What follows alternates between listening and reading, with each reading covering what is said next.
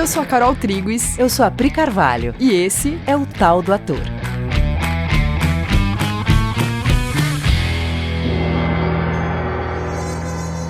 Fala, galera! Oi, gente! Tudo beleza? Bom, vamos lá. A gente começou aqui uma pesquisa muito louca sobre o Stanislavski. Pra quem não sabe, o Stanislavski é um ator e... pesquisador. E diretor. E diretor. De teatro. Ele é o pai da maneira como a gente entende interpretação hoje em dia. Eu sempre faço um paralelo, eu falo que ele tá pro teatro, assim como Freud tá pra psicologia e psicanálise. Sim. E aí a gente estuda, né? Quem estudou teatro em algum momento estudou Stanislavski, é uma das bases da escola de interpretação, a gente vai estudar. Só que pegar o Stanislavski depois de um tempão de experiência com teatro é muito diferente. Eu e a Pri, a gente está tendo essa experiência de voltar a ler os livros dele e voltar a revisitar os conceitos. E tá sendo muito legal e a gente quer compartilhar um pouco com vocês o que a gente está encontrando aqui. E a gente percebeu que para entender realmente o que o Stanislavski representa como artista, você tem que entender coisas que vão muito além do sistema que ele propõe, né? Você tem que entender o contexto histórico, você tem que entender o posicionamento artístico dele. Tem muitas camadas de entendimento. Então a gente vai começar falando sobre todos esses aspectos ao mesmo tempo e no fim acho que vai fazer sentido. Sim, a gente quer contar um pouco em que contexto que ele estava inserido quando ele falou tudo que ele falou, onde ele apoiou toda a teoria e prática, né? Porque tudo que ele falou foi muito baseado na prática, no exercício dele como ator, como diretor. Mas tudo que ele falou, em que contexto que ele estava quando ele falou tudo isso? Porque um posicionamento artístico é sempre consequência da interação com o contexto. É um diálogo profundo com o contexto, é o que gera o posicionamento artístico. Sim. É muito difícil, você não vai ter um posicionamento artístico do nada. Sim, né? Total. E aí, tem uma coisa que eu acho muito, muito, muito legal, que a gente já queria falar, que é o modo como ele escreve. O primeiro livro dele, que é Minha Vida na Arte, né, que é uma autobiografia, e depois ele vai escrever mais 3 livros num formato que eu acho genial o jeito que ele faz isso, porque chegou um momento da vida que ele já estava muito experiente no que ele sabia fazer, ele já estava com muito conhecimento na cabeça, já tinha praticado muito, já tinha visto muita coisa. Aí os alunos dele pedem para ele escrever, né? Ele por ele não escreveria, só que quando ele vai envelhecendo e ele fica doente, ele percebe que se ele não escrever, ele não tem como deixar esse legado para gerações futuras. Então, em nome de que as gerações futuras possam aproveitar de toda a sua pesquisa, ele vai escrever os 3 livros para o ator. E aí, quando ele vai escrever, ele escreve de um jeito, né? Porque ele poderia escrever 3 livros que chamavam, sei lá, que se chama... Tudo que eu sei sobre interpretação. Isso. Tudo o resultado da minha vida pesquisando. Sim, tudo que eu sei sobre teatro e fazer um livro de teoria sobre tudo que ele sabe. Só que não, ele fez um método, um jeito de escrever que ajuda muito os atores quando estão lendo, que é uma ficção, né, uma história de um diretor dando aula para uma turma de atores. Então, nessa turma de atores, cada ator ali representa um tipo de dificuldade. Tipo, sei lá, vai ter a Sônia, que é uma... que é a atriz mais bonita. Que lida com uma vaidade, né, em ser uma atriz bonita na frente das pessoas, buscando por admiradores, né, vai ter Tem o Grisha, que é um ator questionador, mais cerebral, assim, que sempre está questionando e discutindo com o diretor. Sim. Ele pega vários perfis de pessoas, de atores, que lidam com questões diferentes dentro da interpretação e ele coloca uma figura de um diretor que responde a cada um desses alunos. Então, você como ator, se você se vê em qualquer tipo de dificuldade, você se sente contemplado por algum desses personagens que aparecem no livro. Você se sente respondido nas suas dificuldades, seja elas quais forem. Então, a gente já vê que é um jeito muito amoroso de escrever, né? Que é para todos e querendo levar todo mundo para o entendimento disso. Não é um artista escrevendo para ter nada em troca. Ele não tem nenhuma pretensão pessoal, ele não tem nenhum ganho pessoal com essa escrita. E só isso já é uma lição em si. Sim. Nossa, exatamente isso. A Carol vai ler um trecho do livro. Sim. Então ele está respondendo a um aluno que acabou de fazer uma cena e ele vai comentar a cena do aluno. O diretor vai comentar a cena do aluno. Você não encarou seu papel pelo conteúdo interior. Você nem o viveu, nem o representou, mas fez uma coisa totalmente outra. E que coisa foi? O aluno perguntou. Atuação mecânica. No gênero, não estava mal, para dizer a verdade, pois desenvolveu com bastante elaboração métodos de apresentar o papel por meio de ilustrações convencionais. Não pode haver arte verdadeira sem vida. Ela começa onde o sentimento assume os seus direitos. E a atuação mecânica? Perguntou o aluno. Aí ele disse: começa onde a arte criadora acaba. Na atuação mecânica não há lugar para um processo vivo, e quando este ocorre, é só por acaso. Ele vai falar nesse parágrafo, nessa interação com esse aluno, sobre sinceridade, sobre uma atuação não mecânica, uma atuação sincera. Para a gente que lê isso em 2020, você conhece atuações sinceras. Qualquer um de nós já viu um ator muito sincero num papel. Diferente do contexto para o qual o Stanislavski está escrevendo, que é 1930, mais ou menos. Por outro lado, tem uma coisa que nos serve muito até hoje, que é: existem níveis de sinceridade. Quando ele fala sobre sinceridade, será que você sabe exatamente qual é o tamanho dessa afirmação? Porque para ele ter escrito 3 livros falando disso, e o tema, né, ele fala disso o tempo todo. Essa sinceridade é tema do livro o tempo todo. Então, para ele escrever tanto sobre isso, com certeza ele está falando de uma coisa mais profunda do que esse primeiro nível de sinceridade, que as pessoas até sabem do que ele está falando. Que é um ator sincero no sentido de convincente, sentindo aquilo que é realmente a sensação daquele personagem, não fingindo que está sentindo. Isso é sinceridade, num nível. Ele vai aprofundando isso. Então, a gente queria falar um pouco assim sobre o contexto que o Stanislavski estava vivendo, a que ele estava respondendo para falar sobre tudo isso. O que estava acontecendo nessa época que fez ele falar isso, tudo que ele disse. Mas antes da gente falar sobre o contexto, como a gente vai começar a falar sobre aspectos de coisas que aconteceram lá em 1800, acho que a gente precisa se preparar para olhar para esse tempo histórico. E aí tem uma postura que a gente costuma esbarrar quando a gente vai olhar para fatos históricos ou para pessoas que são famosas e que viveram há muito tempo atrás, como grandes artistas, enfim, grandes nomes, que é uma postura que a gente costuma chamar de postura escolar. Né? Quando você, aprende história na escola, é muito comum que a gente escute do professor os dados históricos e a gente não leva em consideração que aquilo aconteceu. O professor fala e a gente recebe uma matéria que eu preciso decorar para uma prova. A gente não recebe no lugar de entender que aqueles fatos fizeram parte da história desse planeta, daquele país, daquela sociedade. Quando você fala, por exemplo, né, você vai estudar, a Segunda Guerra Mundial. Então você está lá estudando a Segunda Guerra Mundial e aí teve bombardeios e muitas cidades foram bombardeadas e você lê aquilo, mas você não para pensar que nessa cidade tem pessoas com casas, famílias, histórias pessoais, cada uma com seu emprego, cada uma com as suas dificuldades ou com as suas felicidades, e ali caiu uma bomba. E aí às vezes a parede da casa onde está aquela avó foi rachada, e aí aquela avó viveu com a parede rachada, ou ela foi morta porque foi soterrada, ou ela foi hospitalizada. Tem um nível de impessoalidade com o qual a gente lida com o fato histórico que faz com que a gente não perceba que é a história de pessoas iguaizinhas a você ou a nós, né? Só num outro lugar ou num outro momento. Mas que é muito parecido com você, né? É você lá vivendo um momento, né? Vivendo um momento histórico onde algo aconteceu e que as pessoas reagiram àquilo com sentimentos, com dificuldades ou felicidades ou o que seja, mas é uma pessoa igualzinha a você vivendo aquilo ali. E a gente percebe que essa postura escolar tende a afastar a gente da compreensão das coisas, do entendimento profundo das coisas. Porque agora, nesse momento, ou em qualquer momento, você está vivendo um momento histórico. Sim. Claro que existem momentos, assim como na tua vida pessoal, é sempre a tua vida. E aí tem aquele ano em que coisas que você considera mais significativas aconteceram. Mas esse ano onde uma coisa muito significativa aconteceu, ele é tanto resultado dos anos anteriores, como ele é o começo dos próximos anos. No tempo histórico, no macro, isso é igual. Todo momento é um momento histórico.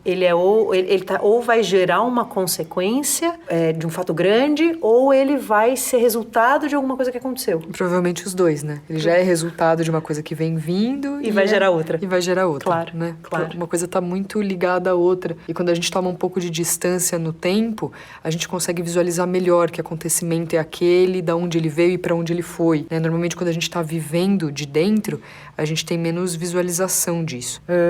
Mas então é isso. E para o artista, o contato com esse material mais profundo, ele é fundamental. O artista, ele tem que saber lá o que aconteceu dentro do cara, dentro do soldado que estava lá na Segunda Guerra. Como é que foi a hora que ele despediu da família? Como é que ele voltou para casa? Se é que voltou? O que aconteceu? Mas o que a mãe dele sentiu?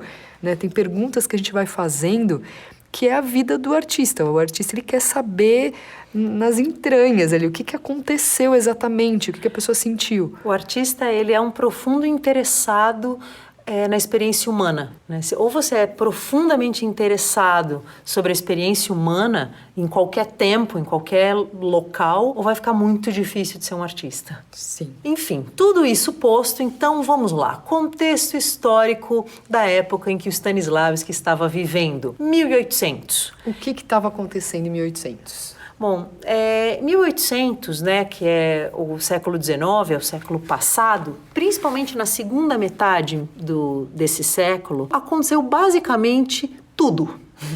Aconteceu tudo.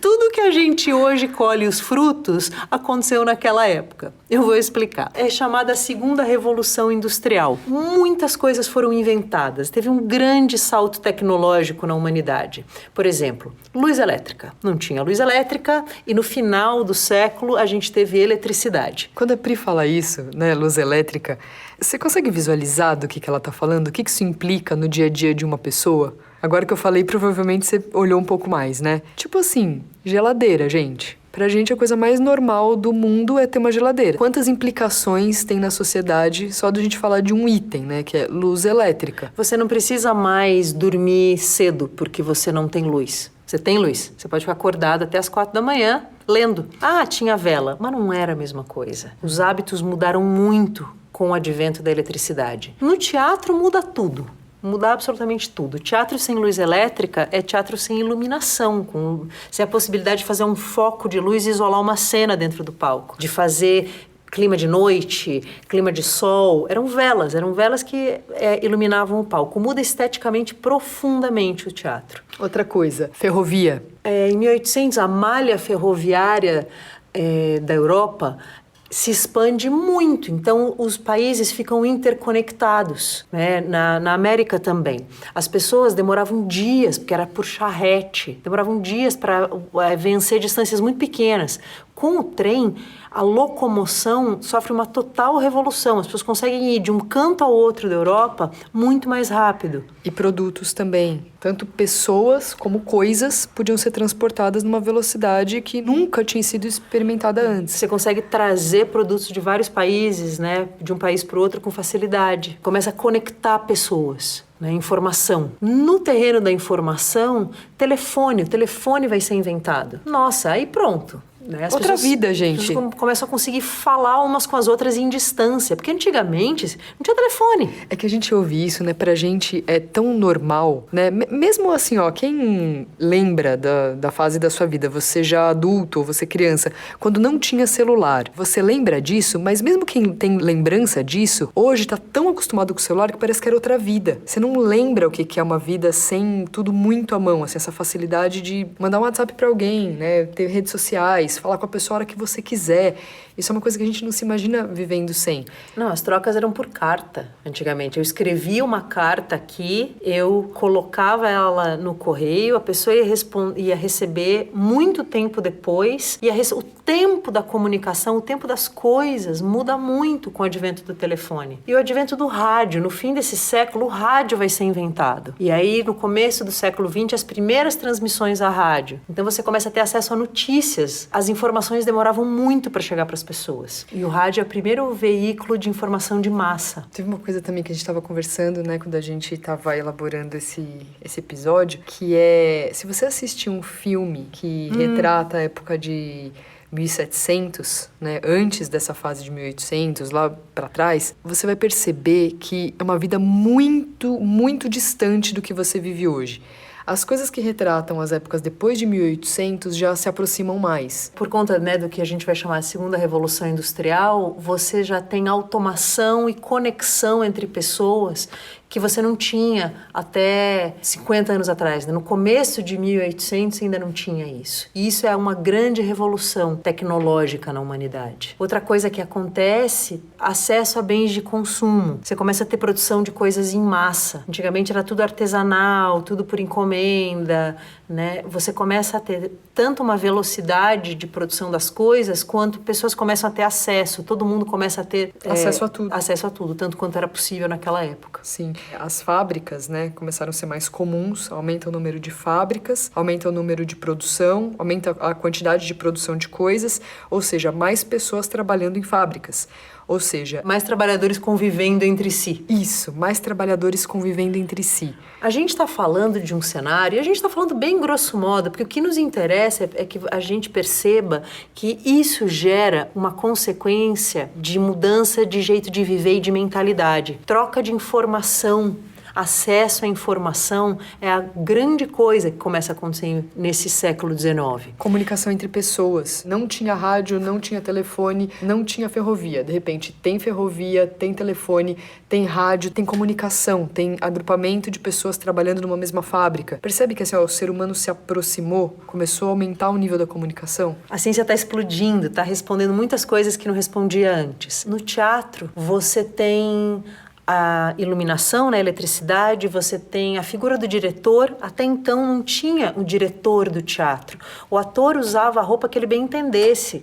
Era um grupo de pessoas que pegavam um texto, combinavam coisas entre si e faziam, e cada um cuidava do seu figurino, da sua maquiagem. Não tinha um diretor que unificava tudo numa proposta conceitual. É a primeira vez que essa figura surge no século XIX. Surge o Ibsen, o Chekhov e os autores que vão começar a falar de um teatro que reflita o cotidiano das pessoas, o cotidiano do homem comum. Vai ser um movimento naturalista e um movimento realista no teatro, na literatura. A preocupação na literatura, por exemplo, o Émile Zola vai escrever sobre o cotidiano dos carvoeiros. Então ele vai viver com os carvoeiros, o pessoal da mina de carvão, vai comer onde eles comem, dormir onde eles dormem, e vai fazer um relato do homem comum, que é uma figura que não aparece na literatura antigamente. Pelo menos não da mesma maneira, não com esse nível de realidade, com essa preocupação quase documental de entender o que está acontecendo nos meandros das relações humanas e dos contextos sociais diferenciados. Sim, então começa a aparecer um interesse maior por mostrar as coisas do modo como as pessoas estão vivendo mesmo, cruamente, assim, o jeito que a pessoa está vivendo aquilo sendo demonstrado na arte. Aí na ciência você vai ter o Einstein, o Freud, enfim, você tem a fotografia que vai mudar radicalmente as artes plásticas. Você não vai precisar mais pintar um quadro realista, porque você já pode tirar uma foto. Então as artes plásticas se reinventam e você começa a ter o olhar do pintor.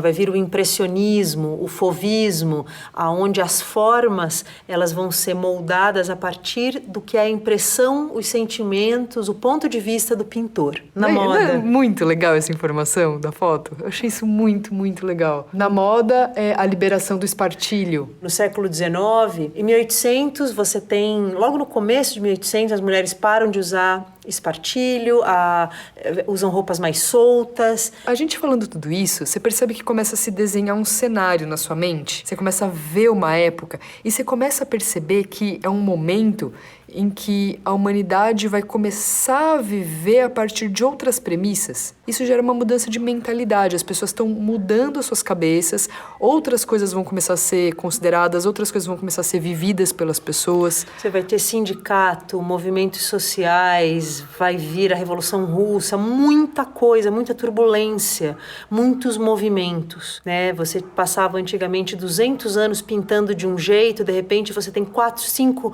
movimentos estéticos consecutivos numa alta velocidade. Uhum. E o Stanislavski está no meio disso. né? Ele tá olhando para um jeito de atuar, ele tá olhando para o ator e para o modo como um ator vem atuando, e ele vai interferir nisso. Quando ele gera o método dele, né, que ele chama de sistema, né, no livro, quando ele gera o sistema, ele tá olhando para uma coisa que tá acontecendo com os atores. Quando ele começa, o teatro anterior, o teatro ao qual ele está respondendo, é esse teatro onde não tem diretor, né? E aonde o ator, ele tá num momento muito diferente, a estética está muito diferente. O ator, ele tá bem vestido, como cada ator escolhia a sua própria roupa, né? Não importava muito o papel que ele estava fazendo, ele estava sempre na sua melhor roupa, se pavoneando, que é uma palavra que Stanislavski usa, né? Se exibindo bonito, na boca de cena, declamando com uma voz bonita, potente e palavras bem articuladas, e ele estava sendo admirado pela sua figura e as suas habilidades técnicas. Aí ele fala, né, que o ator não anda, ele desfila no palco. E isso independe do personagem que ele está fazendo, inclusive. É um ator que nem pensa sobre ter vida dentro. Essa vida sincera, essa vida particular que a gente hoje aprecia tanto, esse ator ao qual o Stanislavski está respondendo com o sistema dele, não existia. E aí ele vai falar durante toda a sua vida sobre a importância do ator achar as emoções da personagem e ser sincero no que diz respeito a isso, que é a primeira leitura da Carol, quando ele fala de sinceridade. E ele vai falar sobre a necessidade de ter um sistema que garanta essa sinceridade, porque se eu conheço a situação, e um dos exemplos que ele vai dar no livro é, digamos que eu perdi um filho e aí eu vou fazer um personagem que perdeu um filho. Então eu conheço essa sensação. Então para mim vai ser razoavelmente fácil de entender. Agora, eu não conheço, eu não passei por todas as situações. Como é que eu vou conseguir evocar todas as emoções, mesmo que eu não tenha passado por todas as situações? E reproduzir ela. E tem situações pelas quais eu nunca vou passar, como, por exemplo, se meu personagem morreu, eu não vou poder ter passado por essa situação.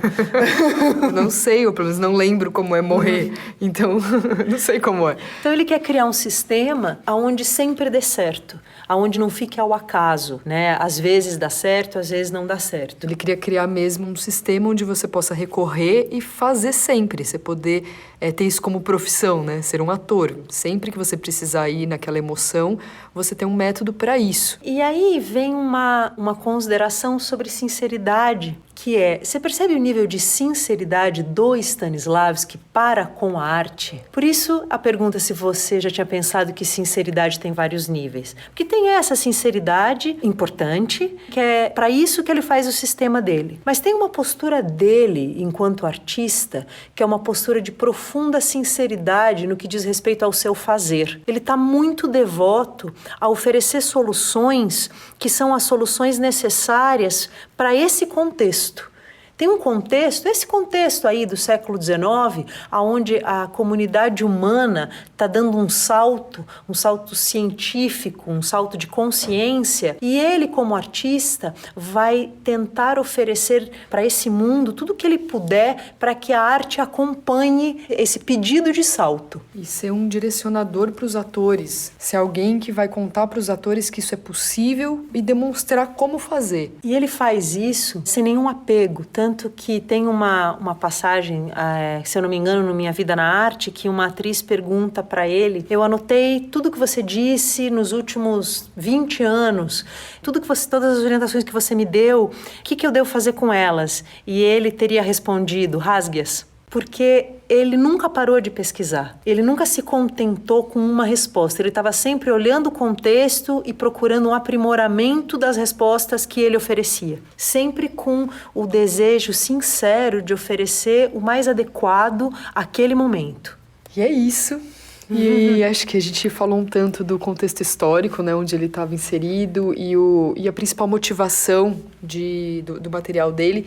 Mas a gente quer fazer um próximo episódio sobre o sistema mesmo. A gente quer falar sobre as coisas que ele disse, elencar os principais conceitos e compartilhar isso. Mas antes a gente queria muito dar esse panorama, porque isso que o Stanislavski fez, isso está no coração de todo artista. Sim, é uma postura, né? Acima da técnica, é uma postura de olhar para o contexto, é um jeito de olhar entender o que tá acontecendo com as pessoas e dar um jeito de resolver. Ele mudou muito o que ele falou sobre a técnica ao longo do tempo, né? Tem momentos que ele fala uma coisa, ele aprimora, ele fala de outro jeito e ele muda uma coisa que ele disse, mas é que tem uma intenção, sabe? Tem uma intenção de ajudar as pessoas a encontrar um lugar. E nesse lugar você acha a sua função, você se sente útil como profissional, como artista. É nesse lugar que você acha o melhor de você, a tua profundidade e a tua sinceridade.